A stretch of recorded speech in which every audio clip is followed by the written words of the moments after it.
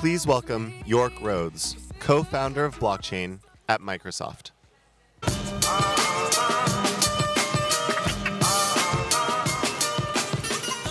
Woohoo! Good morning. Can everyone hear me? All right. Can everyone stand up for a second? All right. If you want to stretch, I just want to see if you're listening. You can sit down. Now, I think Sam got all the questions because of his title, Chief Strategy Officer. It's definitely the reason he got all the questions, because he had by far the most questions this morning. So I'm going to take you through a little bit of a journey. This is my personal journey, which I think is important to understand, because all of you who are opting in to be here today are probably on a similar personal journey.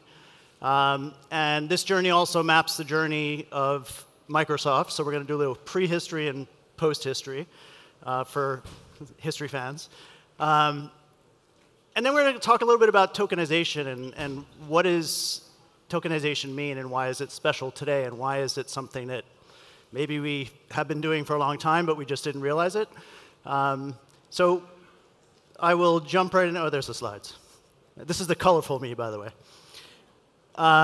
So if you read down the list, there's just a little bit about me. I practice lean startup.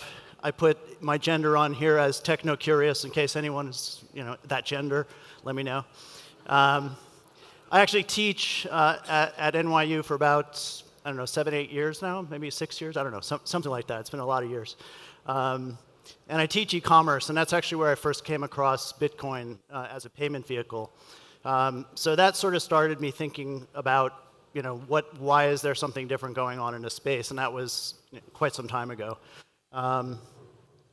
There are some, my Twitter's on there on the bottom, and then you also have LinkedIn, which is, as I stated here, a self-attested professional history of myself. And self-attestation, for people who are paying attention, is an important thing because it's not verified attestation, right? It's self-attestation. So, is there a problem with sound? Everybody here still? Okay. So how do we get here? This actually roughly maps my career as well. I was a computer science major in 1984. The advent of the personal computer actually made a personal decision never to touch a mainframe after taking Fortran on the mainframe and sitting in a terminal in a basement at NYU. So I jumped on the PC bandwagon right away. Actually, in 1992, I went to work for Microsoft for the first time. Spent 8 years at Microsoft, focused on Microsoft Exchange, getting that product to market. That was a bumpy ride for a little while there for anyone who experienced that with us. During that time period, the internet wave happened. We had a sort of interesting, miraculous thing happen in 1995 when we shipped Windows 95. It was the first consumer operating system that was shipped with TCP/IP stack built into the operating system. So basically anybody who bought a PC with Windows 95 could now be a first-class citizen on the internet. For the first time. So this was actually sort of the awakening of consumers into the internet space. Obviously, there's a lot more history here. I don't want to go into all of it in detail. Around 2014, 2015, the noun blockchain started to come into sort of non-technical people. Sort of started to recognize that there was some terms here, and that was obviously because of the launch of Ethereum primarily. So this was about the time of my personal awakening to blockchain because it was no longer Bitcoin as an alternative payment vehicle for e-commerce systems, which is frankly quite boring. It was blockchain as a technical structure that all of a sudden people were talking about things like DAGs and Merkle trees, and I was like, what's going on? Like, this is so interesting again? I studied this a long time ago.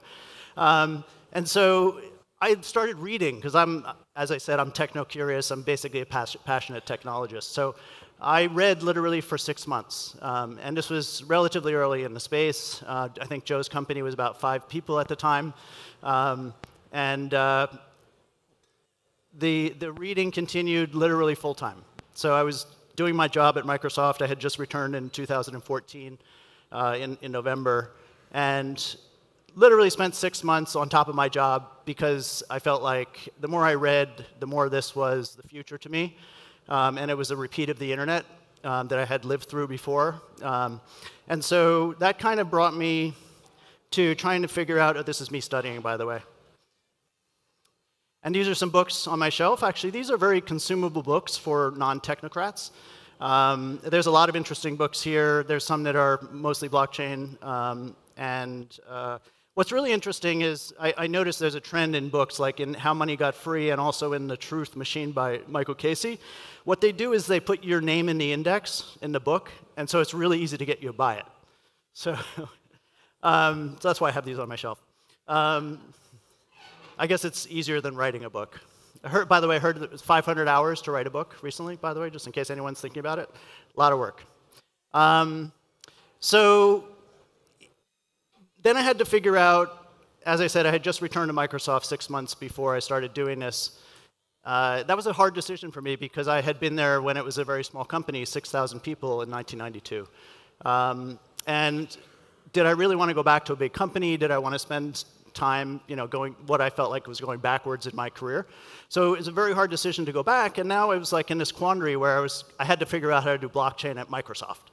So it became a personal journey and a personal mission of mine that if I believed that this was the internet moment, that, by the way, in the internet moment of 1993, Bill Gates is quoted as saying, the internet is just a fad, right? So I wanted to ensure that we were not in that situation in 2015 where we were going to say blockchain is just a fad at Microsoft. So what I did was I basically turned my lean startup skills and how you would actually work on a startup, I turned it inward towards Microsoft and said, how do I actually go on this journey at Microsoft so that basically I can stay at the company and make sure that the company is doing important things. So we actually had a colleague, his name's Marley Gray, some of you may know him, who was basically co-founded this work with me out of New York. And in 2015, Marley was at DevCon and basically, essentially with the help of Andrew Keys and others, launched this into the public that sort of Microsoft was doing blockchain. So that was really the beginning officially of the company journey. Obviously, it's a couple years later. We were actually quite fortunate in April of 2016 to get the now CEO of Microsoft, Satya Nadella, on the front page of CoinDesk, thanks to Michael Del Castillo, who's somewhere here, I think, still, and Andrew Keys and Vitalik Buterin and that little guy on the other side. So we have a big developer conference every year. That's when that happened. So this is Microsoft getting together with all of their enterprise developers, teaching them what's new about the world. So that was a pretty important moment early in our journey. That's 2016. So wind the clock forward to this year on the startup journey inside the enterprise. And the Build conference, see what I did there? The Build conference at Microsoft's happening in Seattle earlier this week. I took a couple of pictures, changed some letters around, made it blockchain-ish. And there we have the CEO of Microsoft, Satya Nadella. Again, those are my Photoshops, by the way, but that was not the official Microsoft Build conference. But what we did have was the CTO of Azure, who's actually a really smart guy. He came from open source community into Microsoft. He literally knows everything about scale cloud computing. He spent about 2.5 hours on the main stage at Microsoft's developer conference educating Microsoft enterprise developers about blockchain and about what Microsoft's doing in the blockchain space. So this is actually just literally 2 years later, we actually had this moment. I thought we wouldn't get here, right, in this period of time. So, I guess based on the pace of innovation in the blockchain space, the questions I get now, by the way, from Satya are, so that was a great 2 years. What are we going to do for the next 2 years? How are we going to stay ahead? Like, what are we going to do? Like, what's the next thing? What are we not thinking about? And my answer is tokenization. That's what we're not thinking about. Like, we need to literally change our business into a token-based business. Now, I'm not talking about ICOs. I'm talking about tokenization. So there's an important distinction there. So I'm going to talk a little bit about what tokenization is. Tokenization's been around forever. Anyone who's done an e-commerce transaction, anyone who's ordered an Uber, anyone who's put their credit card into some e-commerce system has done tokenization. That's it right there. The capability to translate something into a more secure form such that you can use it digitally and hopefully secure things better than would otherwise be done in clear text over the internet. That's a form of tokenization. Session tokens, secure session tokens in browser context. There's all kinds of tokenization that we already do. We just don't do it in the context of blockchain, and we're going to discuss why and why this is interesting. So basically, tokenization is representing something in code. Here's a little bit of Solidity code. If you notice this is Visual Studio Code, by the way, for anyone. Is anyone a fan of Visual Studio Code? OK. The Microsoft guy. No, actually, Visual Studio Code is one of the most popular IDEs on the market now. Because it's open source, it runs on every platform, and it's not a heavy desktop application. It's actually a wonderful piece of code. And we have Solidity extensions, one of which we announced 2 years ago, that work inside of this. There's also a gentleman named Juan Blanco who wrote the Solidity extension for VS Code. So I can do Solidity editing inside of VS Code. But one of the things that you notice about like a lot of applications in Solidity is it's kind of like, in some ways, it's like writing assembler. That now I'm aging myself, right? But look on the right-hand side of the screen. It's very little code, right? So you kind of have to get it right, and you have to really think about it hard to think about the logic that you're trying to put in this little bit of code. So this is basically like a chicken and the egg code. I'm not going to actually show any more code in the presentation. Actually, one more slide. But sort of going along this line of tokenization, we've been trying to identify goods through methods of tokenization for a long period of time. So if you're wearing clothing, who's wearing clothing? OK. Wait, that's like an awake question. Who's wearing clothing? You have barcodes in your clothing, right? You have it so that we can digitally track where you go. I mean, where your clothing goes, right, in the supply chain. We even tried to do this electronically. So like Louis Vuitton sews RFID chips into their handbags so they can track high-value goods. We have RFID chips in things like Microsoft Surfaces. People put them on all different types of relatively high-value goods. It's just an efficiency thing. It has nothing to do with tokenization, but we think it does. So if you think about the scope of tokenization, there's a number of interesting terms that we use in the blockchain space. So I'm going to go through a number of those terms. Tangible assets are things that you can touch and feel, like a house, an orange, an apple, coffee beans, gold. Intangible or non-tangible assets are things like an ad impression, a digital map of the world, a security token, a browser session key, things like that, that we use them to do things, right? But they don't actually have some kind of physical representation. Digital assets is a form of non-tangible assets. So you might have a song, a license, a title, a YouTube video, or energy. Fungible assets are things that, like Levi's jeans, like there's probably a lot of people wearing some flavor of jeans, but they're not really unique when they're on the shelf. They are, but from the purposes of a consumer, they're not unique when they're on the shelf. But they do get unique when you put them on, because you wear them, right? And now they're different. The same thing with Louis Vuitton handbags, right? They're all the same until they're not, right?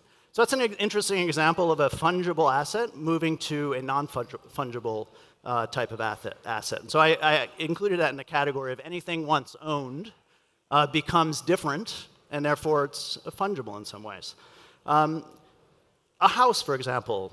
A house is not something that is, cookie cutter, although in some communities it might look like that. These are unique assets. So what's the magic that we're bringing to this from a blockchain perspective? It's basically digital uniqueness. Some people call it digital scarcity. That's sort of the model of how much is available, right? Like digital gold, for example. But the uniqueness qualities that we get from the blockchain construct is what allows us to do unique digitization. And unique digitizations allows us to do things like uniquely identify things that are abstract, right? Or uniquely identify people, right? Or other things that are really important. Not that that's not important.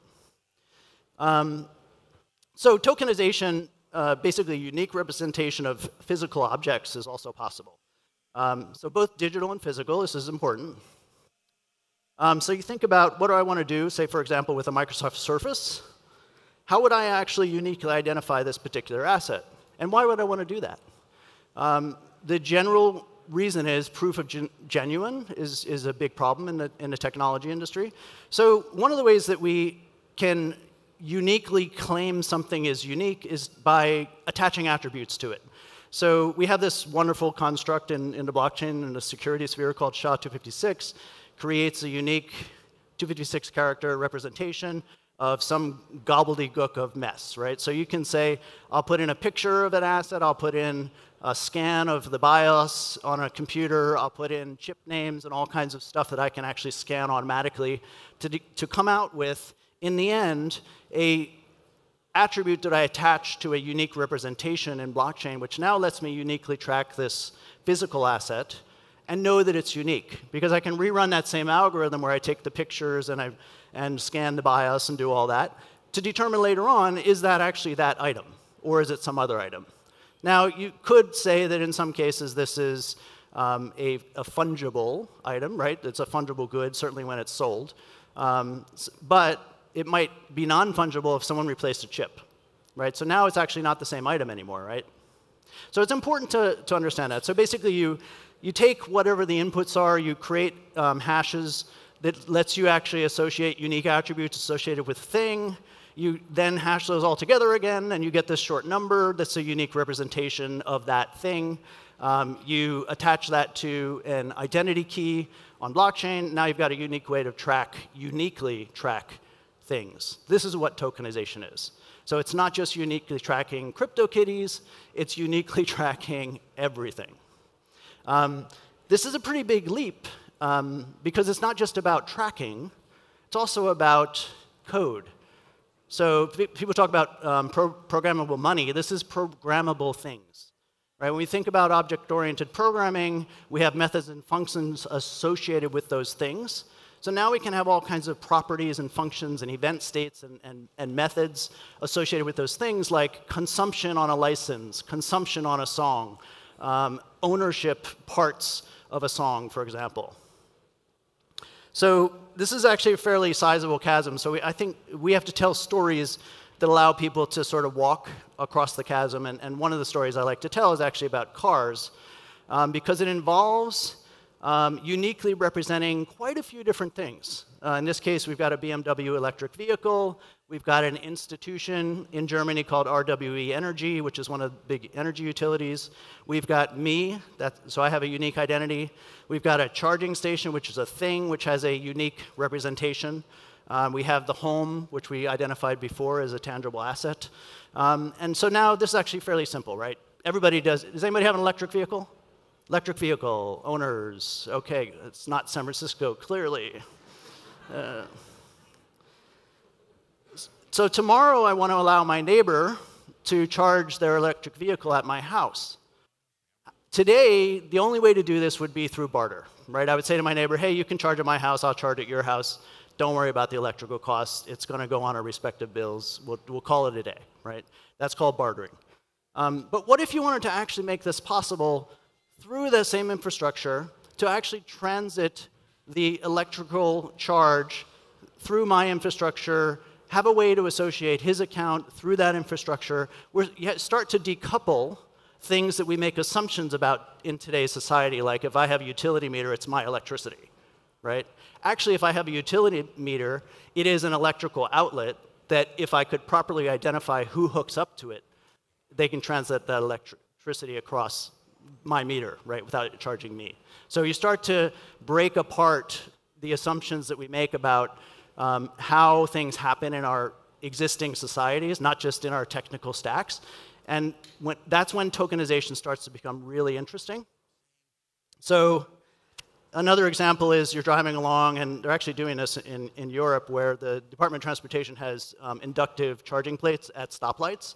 So you drive up to a stoplight, you can imagine trying to fumble with your credit card and actually do a charge while you're sitting at the stoplight for 4 minutes. It's just not going to happen, right? So you have to be able to associate your identity and the ownership of that vehicle and a charge account with the utility company through that inductive charging plate in seconds without having to tell it what to do, because there is no user interface here, right? That's interesting, but it's even more interesting when we go to self-driving cars and self-driving trucks. Now you've got unmanned vehicles who have to actually know that they need to go charge up, and where to do it, and how to do it, right? So this transaction here might be established through some set of rules that would actually allow it to happen, but there's no driver to actually make that decision.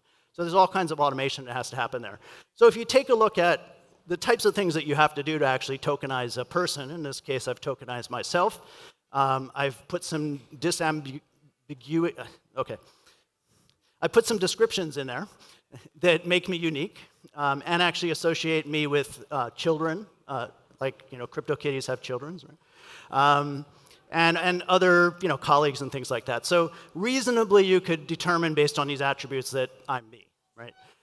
Then you attach me to a blockchain, and I have a unique representation. So this allows me to do things like talk to my digital agent, which I also associated down at the bottom as a Cortana, and say things like, Cortana, share my school. Oh, what's your school?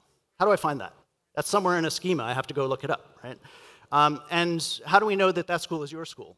Because that school is an institution, it had to be identified, right?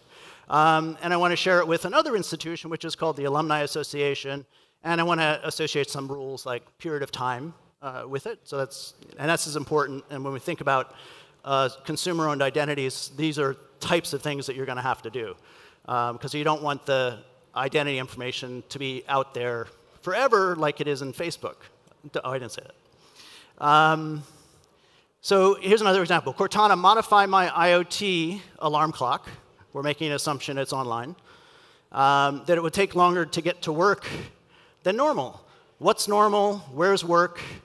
What's my first meeting? What's the traffic like? There's a lot of data that has to go into this decision for my agent associated with my identity to make that decision. And so another example, going back to the car example, is Cortana changed the spending limit on my BMW electric vehicle for my trip to DC, which, again, it would have to figure out when that is, right?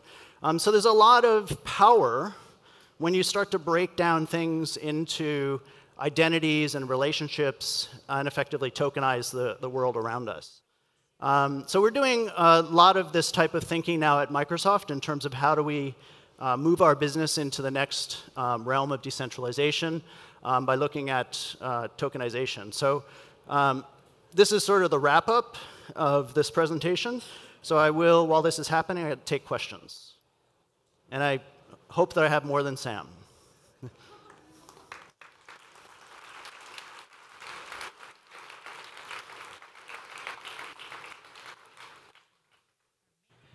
Yes? Hi. I'm a big fan and early developer of Solidity in Visual Studio. Solidity, though, is a little bit complicated and easy to make mistakes. Do you have any plan for something like C# instead? So the answer is there are lots of different ways to program a blockchain. There's a ton of work going on, things like CXC and other tools to make coding more protected in that environment. And I think we'll also see different methods to actually make programming blockchains more accessible to other languages. Not necessarily replacing Solidity, but sort of extending off-chain, essentially. Yes, in the middle. Hi. A lot of corporations and applications are centralized around Active Directory. Can you talk about how that landscape is going to change and what's going to be the impact? Yeah, so Active Directory is the Microsoft login service, essentially, and directory service for enterprises. Probably about 80% of the enterprises around the world use Active Directory. We view this as a huge asset and opportunity to move towards decentralization. So we have in our identity engineering team a group that's focused on decentralized identity. It's been in incubation for about 2 years. Actually, at the Consensus Conference this week, we're going to be making an announcement on some work there that we've been doing. And this is basically blockchain identity. And what we're doing is we're attaching blockchain identity to an Active Directory identity and allowing you to do the types of things that as consumers gain decentralized or blockchain-based identities in the world, like with Uport and other systems, that they'll be able to actually then utilize those where there are Active Directory systems in place. So short-term, it's interoperability, but that actually gives a lot of power.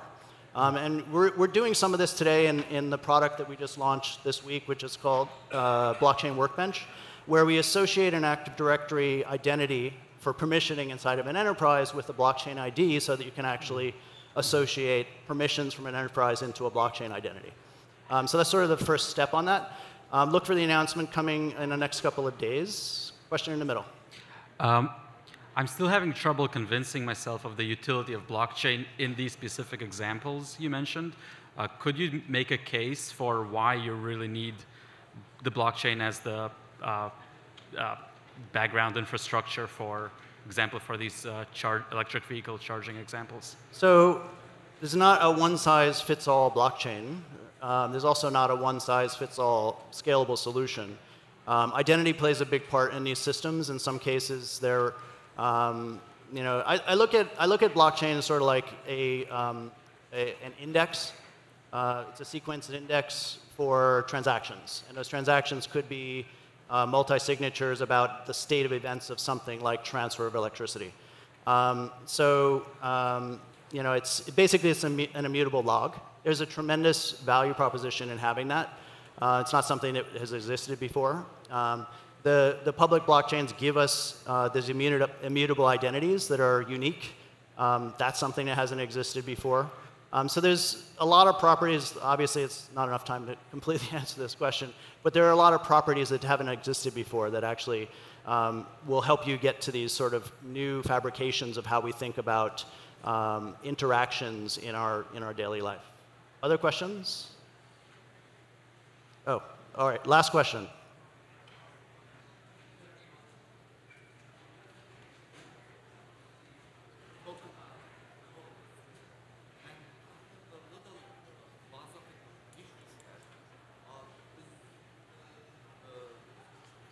Scripted tokenized version of Rhodes come with the real Rhodes, and eventually the tokenized Rhodes can overcome the real Rhodes. So that sounds like one of those artificial intelligence questions. Yeah, so the question was basically, I think it had to do with, I'm basically representing a token as a representation of a digital thing so that we can then create scripts and programs around those things. And potentially in a personal situation, you might have a digital agent that goes rogue, right, like AI, and starts to act on my behalf. I guess that's possible. We actually talk about at Microsoft ethical AI. We have to be responsible with technology. So yes, we have to think through these problems, especially when we're thinking about creating identities for refugees, for example. What are the implications of a refugee database, right? I mean, UNHCR has them today. It's pretty scary. What could happen, right? So, but we also are at a moment in time when we now have the capability to uniquely identify both physical objects and digital objects. So we need to rethink what's the opportunity of how we might have built something today without the constructs and the constraints of the massive enterprise systems, including Active Directory, like we built in the past because of the technology that was available at the time. So thank you all. Enjoy the rest of your day.